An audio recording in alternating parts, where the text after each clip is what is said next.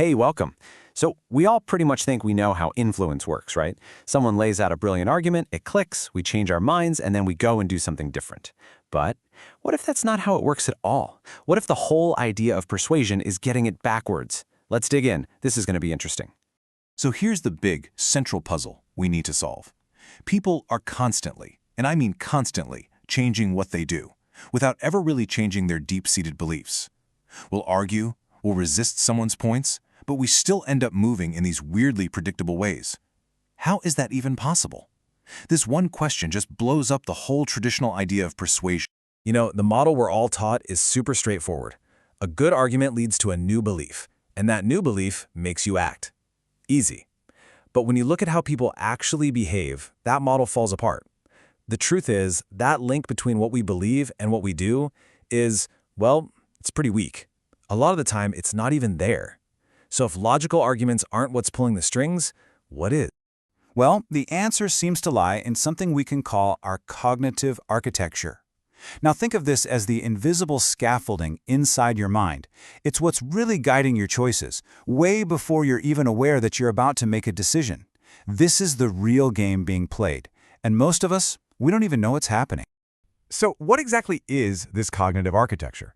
It's not about how smart you are, it's not your personality, it's the very structure of your thinking.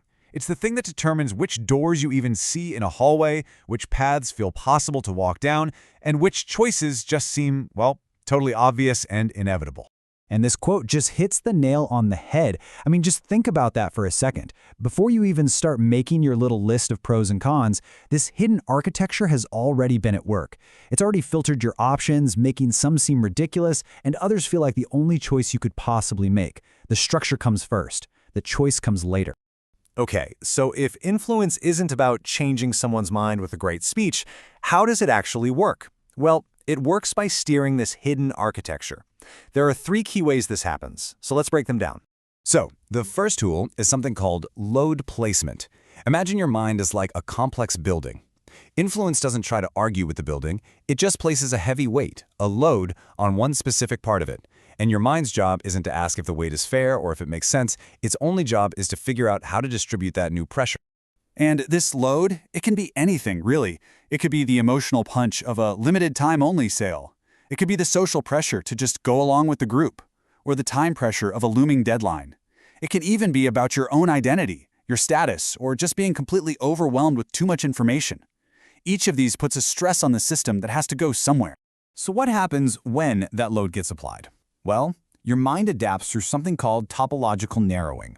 As the pressure builds on one pathway in your brain, other possible routes, competing pathways, they just start to shut down.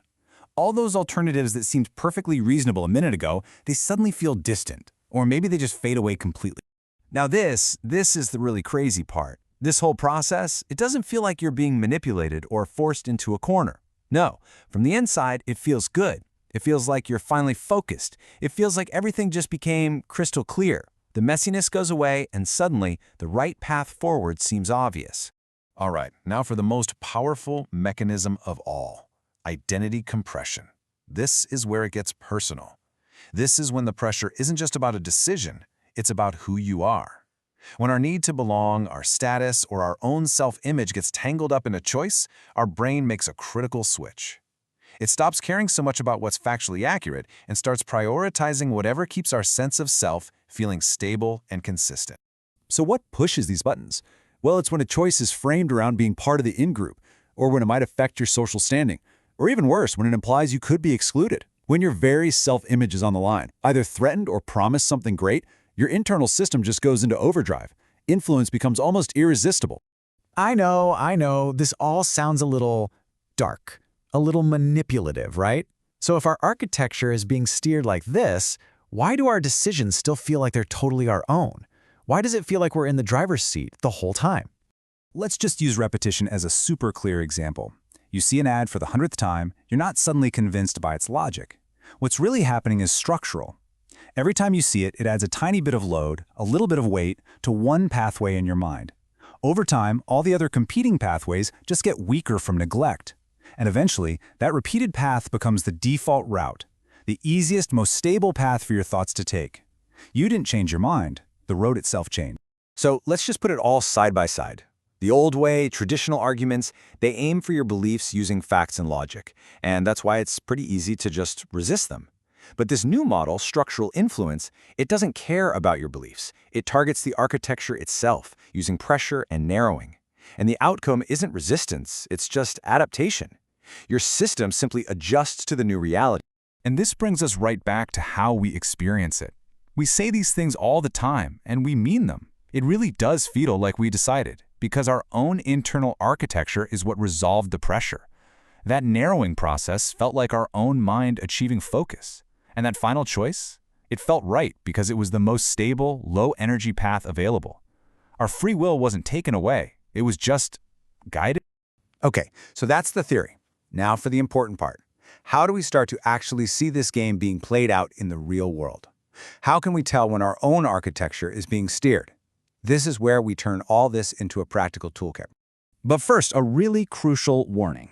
Do not make the mistake of thinking that being smart makes you immune. It absolutely doesn't. Influence doesn't care about your IQ. In fact, sometimes having a more complex, intricate mind just means you have more pathways, more identity structures, more fault lines for that pressure to exploit. So here's what you need to start watching for. Notice when time pressure suddenly appears out of nowhere. Pay attention to that moment when other options start to feel silly or just unthinkable. Listen for when the language gets really absolute, words like always, never, everyone. Feel that little spike of emotional urgency, or notice when the conversation suddenly shifts to being about who you are as a person. Those are the signals. Those are the red flags that the game is being played on the architectural level. And that really leaves us with this one final powerful thought. We spend so much of our time and energy arguing about beliefs, debating facts, but all of that, it's downstream. The real work, the thing that's actually decisive, is happening at the level of the architecture. So the question I want to leave you with is this.